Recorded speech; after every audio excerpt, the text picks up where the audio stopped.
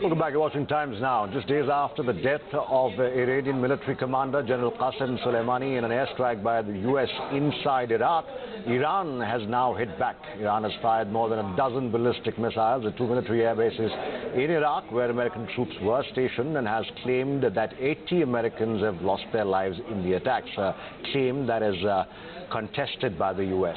U.S. President Donald Trump, meanwhile, has rubbished this news report and said all is well in a tweet. Soon after the strikes, Iran made an official statement that it had concluded its attack and did not seek an escalation or all-out war. دست سلیمانی عزیز ما را اونها قطع کردند و دست عزیزش رو در کنار جنازش شما در فیلم ها و در عکس ها دیدید. انتقامش این است که پای آمریکا را از این منطقه قطع کنیم و ببریم. اگر آمریکا پایش از این منطقه قطع شد و دست تجاوزش برای همیشه بریده شد، این انتقام واقعی و پاسخ نهایی ملت‌های منطقه به آمریکاست. حالا یه سیلی دیشب به اینها زده شد. این کارهای نظامی به این شکل کفایت اون قضیه رو نمیکنه. اونچه مهمه این است که بایستی حضور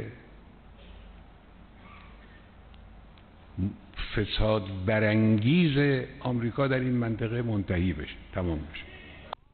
شب گذشته با شلیک ده‌ها موشک از موشک‌های ساخت جمهوری اسلامی ایران، موشک‌های بومی در واقع کوتاه‌برد جمهوری اسلامی ایران، به دلیل فاصله‌ای که این اهداف با ما داشت مورد استفاده قرار گرفت و یک پایگاه مهم آمریکایی که خودشون گفتن ما برای اون هزینه‌های زیادی انجام دادیم، برای اولین بار در تاریخ بعد از جنگ جهانی دوم مورد اصابت قرار گرفت. میدانستند که این انتقام اتفاق خواهد افتاد، آمادگی‌هایی رو کسب کرده بودند. البته آمادگی‌هاشون منجر به این نشد که بتوانند جلوی اصابت موشک‌ها رو بگیرند، اما حتما تمهیداتی رو برای جلوگیری از تلفات انجام داده بودند. باید یه زمانی داشته باشیم تا ببینیم چه اتفاقی در واقع اونجا افتاده.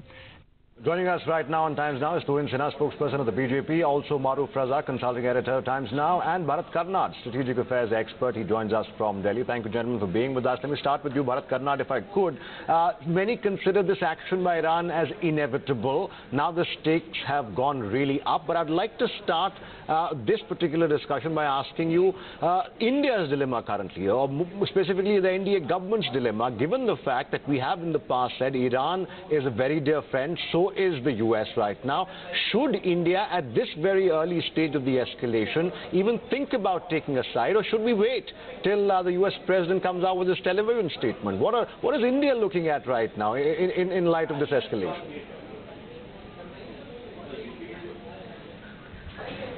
Well, I think the Indian government is looking at not getting involved in any way.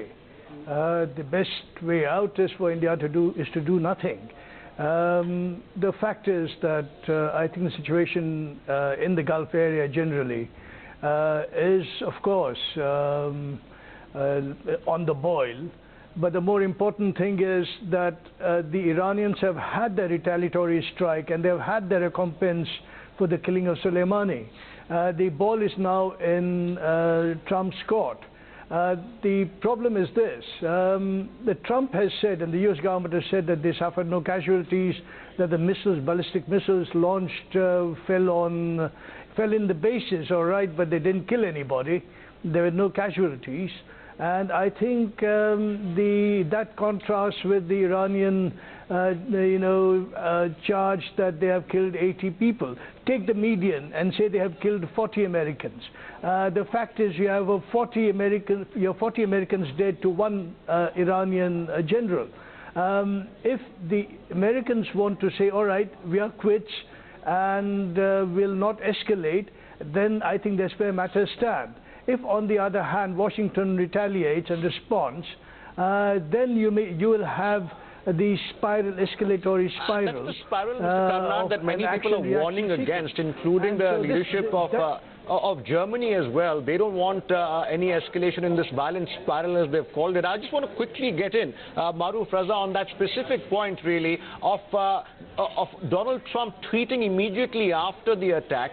Do you also believe, as some U.S. analysts do, Maruf, that the president, not really akin to his nature, has displayed a slightly cooler head by suggesting that he would speak tomorrow, perhaps using the night to confer with Mark Esper, with Mike Pompeo, with the Pentagon, what have you? Do you believe that the U.S., nor the U.S., neither Iran, want a further escalation here? Although Iran does have bragging rights, if you can really call it that, they can beat their chest to their internal constituency and say that, look, they killed one general of ours, and we have destroyed at least their 2 air bases, even though the number of people actually dead in this particular airstrike is highly contested.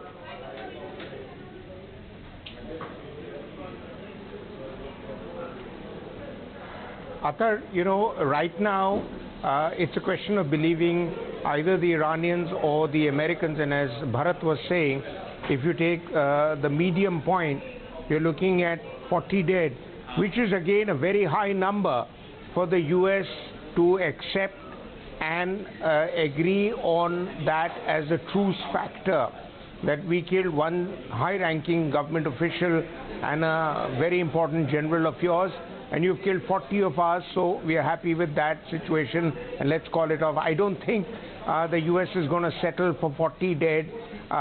So therefore, Mr. Trump's tweet and that of some others to say that, you know, at the end of the day, it's not had the kind of damage that the Iranians are boasting about, which is perhaps closer to the truth, or else you would find in an open democracy like the US, there will be a lot of accountability to be fixed later to accept that many died, but you did not really come out in the open. Right. I think my assessment is, one, that the Iranians did attack the bases, but they chose not to kill any substantial number or any Americans as such, so that they could boast back to their public, respond to public sentiment, but at the same time not let the matter escalate.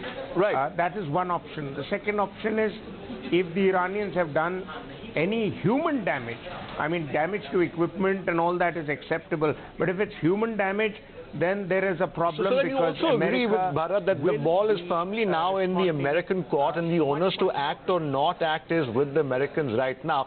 Please stay with us, Maruf and Bharat, as Pramit Pal Chaudhary also joins the discussion. Before I go to Pramit or Tuhin, I want to quickly go across to my colleague Meghna Deka, who is on the big screen right now, and will explain to our viewers what is at stake right now, what India should be saying, and what could be the eventual fallout across the world if things do escalate. Meghna, just take us through what you have.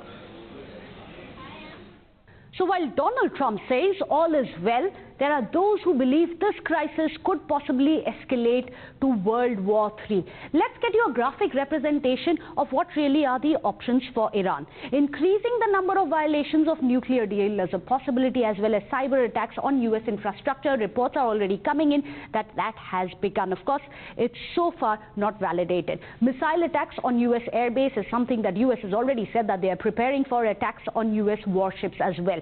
In addition to that, remember, considering Iran has massive armed militia support across the Middle East, there are other nations also which are going to be roped in. For example, Syria, a close ally of Iran, it is possible that there may be attacks on US forces by pro-Iranian militants there. In addition to that, rocket attacks on Israel from here is also possible. Attacks on the Israeli positions in Golan Heights, for example, is also something that they are going to be preparing for. When it comes to Iraq, remember, the attacks on US embassy military bases, I beg your pardon, by the pro-Iran militants is something that Donald Trump has already said that we are completely prepared for. In addition to that, rocket attacks on the US positions is also something that they're going to be very wary of. Renewed attack on the US Embassy in Baghdad. Now that is something that they're going to be watching out for. Saudi Arabia, of course, it is competing with Iran when it comes to production of crude oil, which is why they are going to ensure that the rocket and drone strike becomes a possibility on oil facilities in Saudi Arabia, which will directly, remember in the past after the sanctions, have affected Iran's coffers. Also attacks on ships in the Straits of Hormuz. Now Strait of Hormuz is that small little area across which is going to ensure that the entire oil supply happens from the Middle East. This is something, if it happens, if there's any attack or any closure of the Strait of Hormuz, it's going to directly impact India as well, because remember, at the end of it, the supply line of oil, the crude oil, is going to be affected directly if that happens. In addition to that, there are other countries such as Lebanon, which is very close to Iran as well and have a lot of militia, armed militia, which is supporting Iran. So there is a possibility of rocket attacks on Israel by the Hezbollah. Yemen, for example, increased attack on Saudi forces is possible. Drone strikes on oil pipelines in Saudi Arabia from Yemen is also a possibility. Now, Israel, that's one of the nations we need to really look out for. They've said, already given out a statement saying if anyone hampers Israel's interests, then they should be ready for some big action from Israel. There is a possibility of cyber attack on the infrastructure in Israel as well. Rocket attacks from Syria, something that Israel definitely is already very wary of. Air or missile strike launched from Iran is something that they are going to be watching out for. So is it possible, considering all these nations are going to be roped in, if there is any more escalation of crisis, for India now to say nothing, to merely say we don't want escalation but not take a side? Is it feasible? Thank you, Meghna, for that overview. Coming straight to Pramitpal Chaudhary here. What is the sense you're getting, Pramit? Is there appetite enough for an all-out war on either side here, given the fact that many people believe that Iran has deliberately avoided human casualties as far as the American bases are concerned, because they needed something to show to their internal constituency after Soleimani's assassination, and they've achieved that. They've also said that this is the beginning, and our ultimate aim is to reduce the American footprint in the region. What is the sense you're getting out of what has happened till now, Pramit?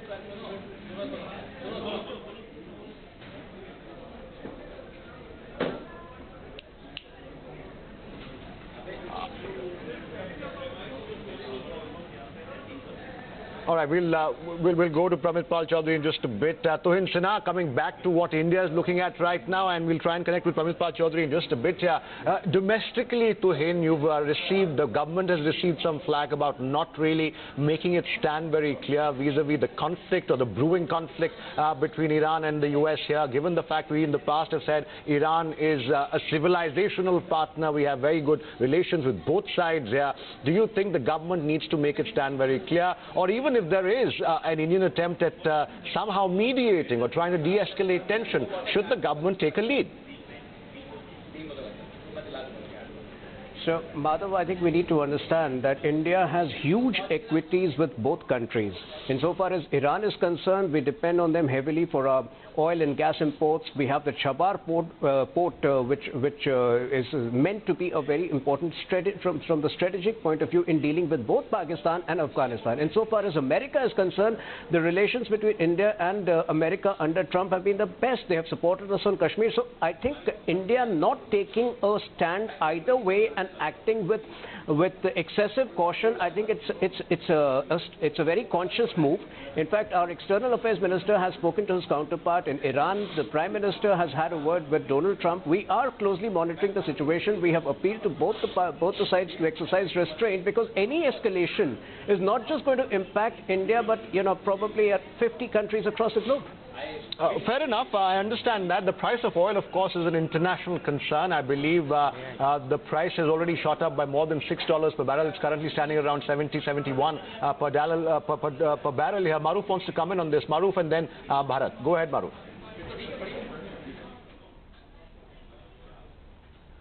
Athar, further to what Mr. Sinha has said, I tend to disagree with the official line that seems to be coming out of Delhi, which is that, you send out messages to both, but you kind of sort of wait on the sidelines and with your fingers crossed and hope like hell that everything's going to work out well.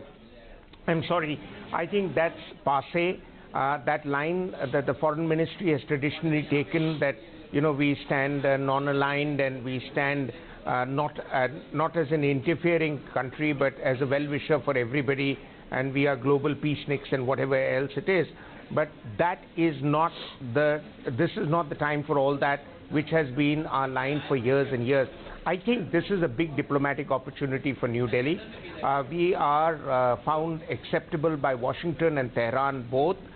We should extend our services to try and mediate and win over the good wishes of everybody in West Asia and the world in general, that here was India, which is a country which exercised a little more than just leading out statements. Statements are coming from virtually every country in the world, not only from West Asia and UK and elsewhere, but even Poland and Australia. But beyond the point, who gives a damn about statements? What the world wants is somebody to step in who is acceptable and who can bring about a peaceful resolution to the matters, which is clearly done by Mr. You're Trump saying this is not a time to remain quiet. It's a diplomatic opportunity, Maruf, and I understand where you're coming from on this. And before I go back to Bharat Karnad and pick his brains on another specific question, I believe we have Pramit Pal Chowdhury, who's back on the line. Apologies there, Pramit. There was some problem with the line there. But let me just repeat my earlier question to you. What is the sense you're getting now? Is there appetite enough in the US for an all-out escalation, perhaps even a war with Iran? Because there is this overarching view that neither side wants a complete all-out escalation, given the fact that nobody wants war. But Iran was put in a position where they had to do something after Soleimani's assassination, and they've done just about enough to beat their chest to their internal constituency. But also I want to ask you on your sense of where the Iranians are heading here, because the Iranians also see an opportunity by saying that we will try and get all the militias on one side, all our neighbors, we'll try and sign non-aggression pacts here. Where is this heading, Pramit, in your view? I would be of the school that this crisis, barring a last-minute black, largely over, in the sense that, as you've mentioned, I don't think either side was ever really interested in a direct military confrontation. The Iranians do not have the capacity. Their economy is in shambles. The Americans, particularly under President Trump, is completely disinterested in a real military conflict. Trump, it's important to realize that while for all of his bluster, is fundamentally an isolationist, and his underlying view on foreign policy is that America should not get itself involved in overseas conflicts. He tends to react only when Americans are killed or American bases are attacked, or some sort of direct thing. But even then, he tends to just do a quick retaliation and then very often offer a summit afterwards, as he did with North Korea, and even offered to Iran after they shot down an American drone. But his fundamental view is America should not get itself involved in wars, that they're a waste of blood and treasure. So between both sides, you can see neither side is really interested.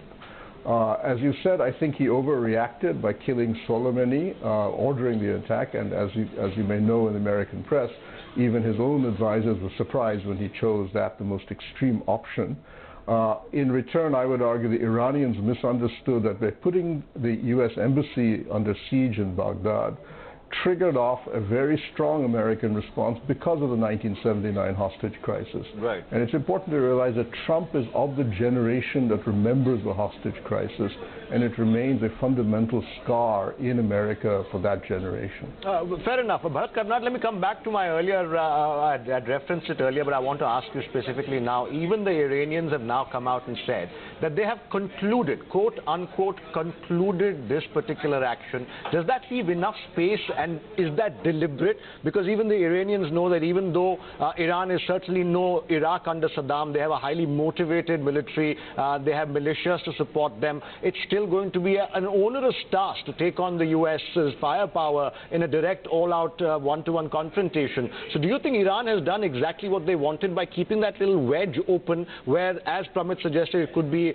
followed really by certain hectic diplomatic parleys? Perhaps the Germans could get involved, the Europeans or other pacifists could get involved, and we could perhaps see an early end to this current crisis or escalation, as I can call that.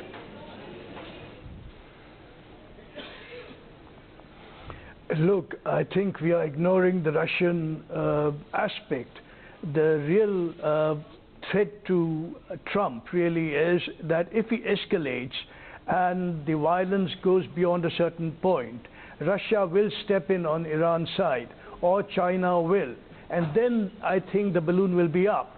And that's precisely the thing the US administration is trying to calibrate as to what they can do without getting the Russians and the Chinese into the act.